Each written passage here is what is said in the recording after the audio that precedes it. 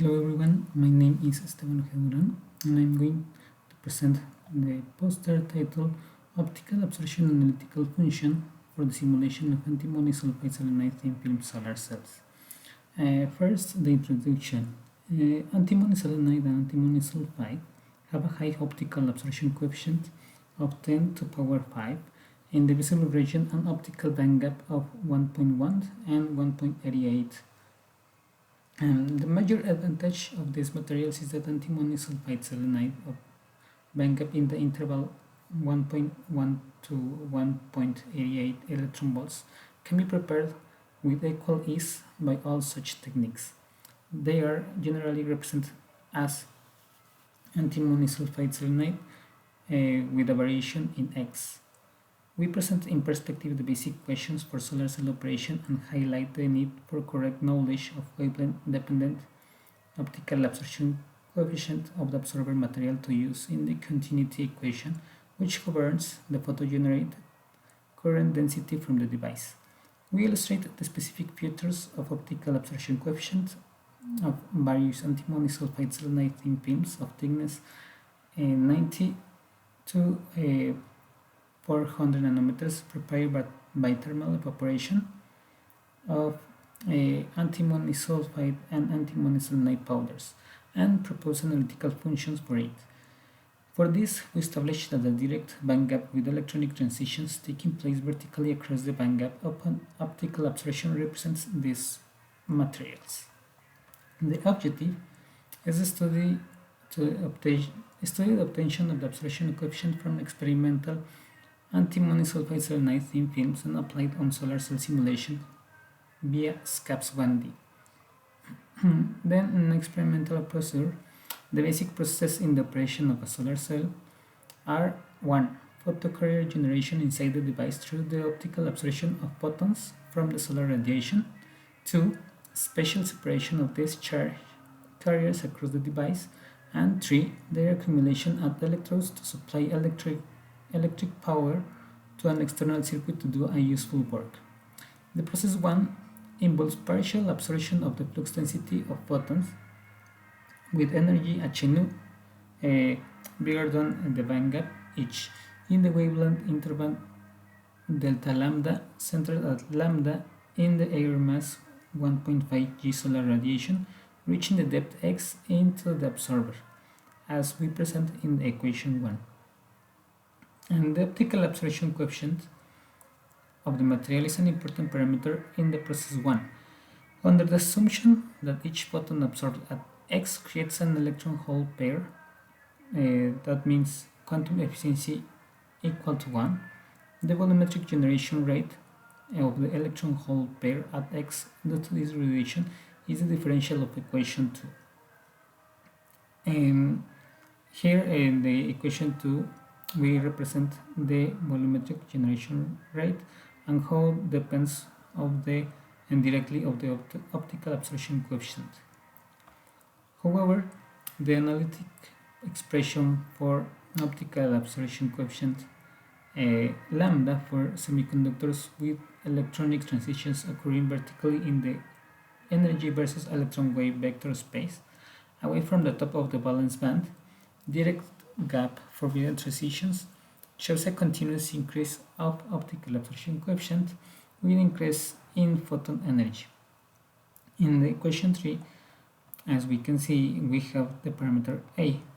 This parameter A depends on the effective masses of the electron and holes which enter the density of state function in the conduction band and for holes in the valence band respectively. Then the results in table 1, thickness, composition, bandgap, A value, and equation for absorption coefficient from samples A, B, C, and D are shown. Here we have the several thicknesses, bandgap, and the most important, the A value. And this A value were calculated from these curves, the experimental curves in black, and then we fit the curve with the red curve, and as we can see we have this fitting and obtaining the theoretical optical absorption coefficient depending of wavelength. In this figure, in the figure 1, the spectral distribution of light generated current density and plots of light generated current density as a function of absorbed thickness for these observer materials using the analytical function. In this set shows inside the parentheses the thickness required for a film to achieve a 0.98 light generated current density maximum value cited in A. And well, after of this, obtaining the theoretical absorption coefficient, we take these red curves and then we use the SxSe1-x for solar cell simulation. In table 2, values of parameters of the different layers taken from the references in the last row for solar cell simulation, and the table 3, parameters of bulk and interfacial defects considered. And here then we have in figure 3 the Hutterby curves from samples A, B, C, and D with a density of defects in the bulk of 10 to power 14 and the interface 10 to power 15, and in the figure B the defects in the bulk 10 to power 13 and interface 10 to power 14.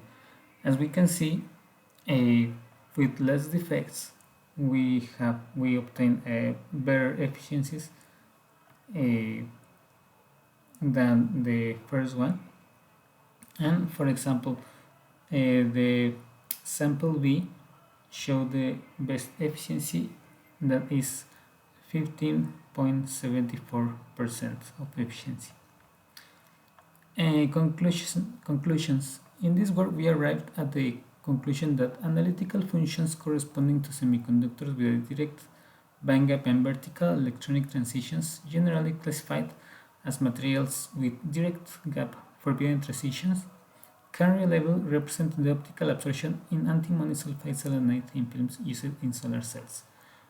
For thin films of these materials produced by thermal evaporation, antimony sulfide and antimony selenide powder mixtures with an optical bandgap of 1.17 to 1.38 electron volts, we found that the optical absorption coefficient fits the analytical function,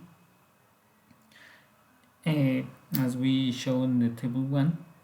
This function helps predict the light generated current density produced by solar radiations in the film, the thickness required of the films to effectively absorb the radiation to produce a near maximum of the current density in solar cells, depending on the bandgap, is typically 100 to 200 nanometers.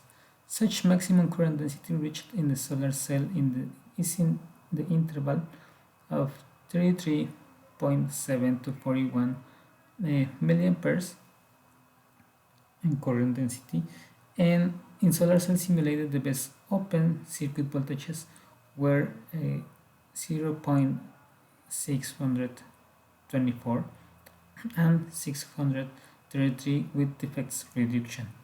The best short circuit current densities were 28.64 and 34.76 with defects reduction, and the best conversion efficiencies were 10.4% and 15.74% with defect reduction, both belonging to sample B.